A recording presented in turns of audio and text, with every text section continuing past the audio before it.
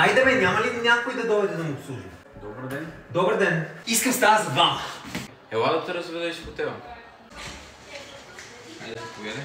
Искам стая за двама, брат. Това е ресторант. Нали, има маси. За двама, за трима, за пет. Мероприятия правим. Искам стая за двама. Айде към басейна.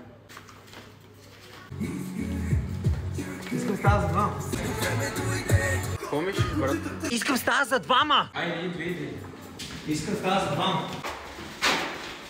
Искам стая за двама. Е ти стаята за двама. И за какво ти е тази стая за двама, като си само един? И къде ти е жената?